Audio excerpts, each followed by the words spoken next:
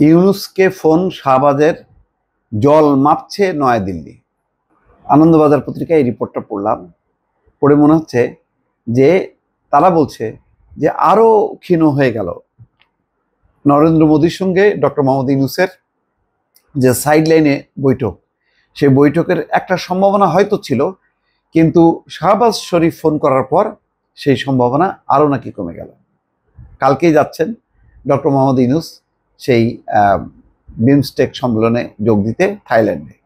এখনো পর্যন্ত south block সরকারিভাবে বলেনি, কিন্তু বিশ্লেষণ কূটনীতিকদের যে শাহবাজ শরীফ ফোন করেছেন, তার আগে চীনে যে সফর করেছেন এবং সেভেন সিস্টার্স নিয়ে কথা বলেছেন এবং একটা ইঙ্গিত দিয়েছেন যে সেভেন সিস্টার্স স্থল বেষ্টিত এবং ওই অঞ্চলের সমুদ্রের একমাত্র অভিভাবক বাংলাদেশ, সুতরাং সেভেন সিস্টার্সেরও দরকার সমুদ্র, আবার চীনও এখানে যোগ দিতে পারে, যোগ দিয়ে তারা শিল্প স্থাপন করতে পারে, তাদের উৎপাদিত পণ্য তাদের দেশে নিতে পারে, সে দেশ থেকে তারা সারা বিশ্বে ছড়িয়ে দিতে পারে।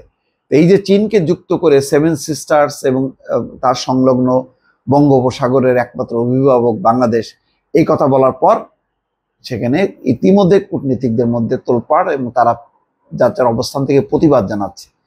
সাউথ ব্লক অর্থাৎ ভারতের যে পররাষ্ট্র দপ্তর, তারা এখনো চুপচাপ আছে, এই ব্যাপারে কোনো প্রতিক্রিয়া তারা দেয়নি, কিন্তু ভেতরে ভেতরে তারা সবকিছু হিসাব করছে। তাই বলছে যে জল মাপছে নয়াদিল্লি, নয়াদিল্লি পুরো পরিস্থিতি দেখছে এবং তারা মনে করছে যে এতে আরো সম্ভাবনা ক্ষীণ হয়ে যাচ্ছে। পরিস্থিতি যেরকম ঘোরালো হচ্ছে তাতে এখনো পর্যন্ত এই বৈঠকের সম্ভাবনা ক্রমশই ক্ষীণ হচ্ছে বলে মনে করছেন কূটনীতিক মহলের একাংশ, যদিও সাউথ ব্লকের তরফ থেকে এই বিষয়ে সরকারিভাবে মুখ খোলা হয়নি। ঈদের শুভেচ্ছা জানাতে ইউনূসকে ফোন করেন খোদ পাকিস্তানের প্রধানমন্ত্রী শাহবাজ শরীফ। পরে তিনি জানিয়েছেন উভয় দেশের সম্পর্ককে আরো মজবুত করার ব্যাপারে তাদের মধ্যে কথা হয়েছে। তার আশা ইসলামাবাদ ঢাকার মধ্যে ভবিষ্যতের সম্পর্ক আরো উজ্জ্বল হবে। পাক প্রধানমন্ত্রীর এই ইউনূস ঘনিষ্ঠতাকে স্বাভাবিকভাবেই সুনজরে দেখছে না নয়াদিল্লি, কারণ গত কয়েক মাসে সে দেশে আইএসআই এর সক্রিয়তার সঙ্গে ভারত বিরোধিতার সরাসরি যোগ রয়েছে বলে মনে করছেন গোয়েন্দারা।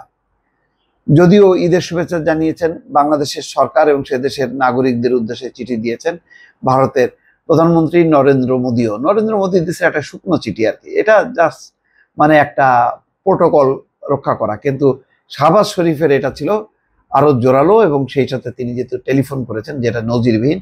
অতীতে কখনো পাকিস্তানের কোনো প্রধানমন্ত্রী ঈদ উপলক্ষে মানে 15 বছর ক্ষমতায় থাকা শেখ হাসিনাকে ফোন করেনি, কিন্তু এবার শাহবাজ শরীফ তার ব্যতিক্রম ঘটিয়েছেন, ফলে এইটা ভারতের উদ্বেগকে আরো বাড়িয়ে দিয়েছে। ইউনূসের সঙ্গে ফোনালাপের পর ফেসবুক পেজে পাকিস্তানের প্রধানমন্ত্রী লিখেছেন, 22 এপ্রিল বাংলাদেশ সফরে যাবেন পাক উপপ্রধানমন্ত্রী ইশক দার, তার সঙ্গে ব্যবসায়ীদের একটি প্রতিনিধি দলও থাকবে। ইউনূসের পাক প্রধানমন্ত্রীর সঙ্গে ফোনালাপ এবং তার সম্প্রতি চীন সফরের উপর কড়া নজর রাখছে নয়াদিল্লি। তিনি যেভাবে চীন ও পাকিস্তানের সঙ্গে সখ্যতা বাড়াতে তৎপর, তাতে মোদী সরকার যথেষ্ট হতাশ।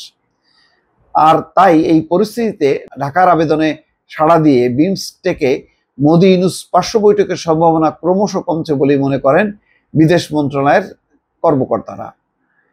ইউনূস দায়িত্ব নেওয়ার পর থেকে ভারত বারবার বাংলাদেশে হিন্দু নিপীড়ন বন্ধের দাবি জানিয়েছে, কিন্তু ইউনূস সরকার ওই ব্যাপারে কার্যত উদাসীনী।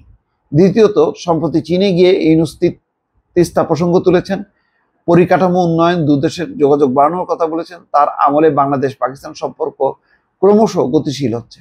সাউথ ব্লকের বড় একটা অংশ মনে করে পাকিস্তান এবং চীনের সঙ্গে বাংলাদেশের অতি ঘনিষ্ঠতা আসলে ভারতকে চাপে রাখার কৌশল, কারণ পাকিস্তানের অর্থনীতির যা অবস্থা তাতে বাংলাদেশকে তেমনভাবে তারা সাহায্য করতে পারবে না, বরং সে দেশের মাটিকে ব্যবহার করে ভারত বিরোধী জঙ্গি তৎপরতা বাড়াতে মদদ দেবে।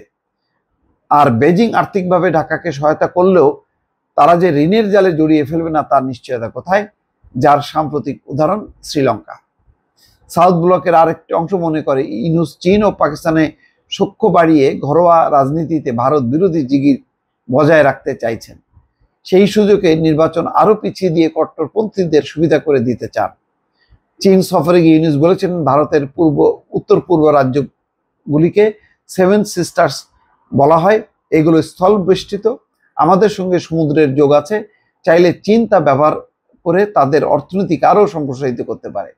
এটাই এখন ভারতের সবচেয়ে বড় তোলপাড় হচ্ছে যে সেভেন সিস্টার্সের সাথে কেন একই মানে লাইনে চীনের প্রসঙ্গটা নিয়ে আসলে এবং চীন কেন আমন্ত্রণ করা হচ্ছে, এইটাই এখন তারা মানে ভেতরে ভিতরে প্রচন্ডভাবে ক্ষিপ্ত বা ক্ষুব্ধ বলা যায়। কংগ্রেসের পবন খের সমাজ মাধ্যমে বলেছেন বাংলাদেশ ভারতকে ঘিরে ফেলার জন্য চীনকে আমন্ত্রণ জানাচ্ছে।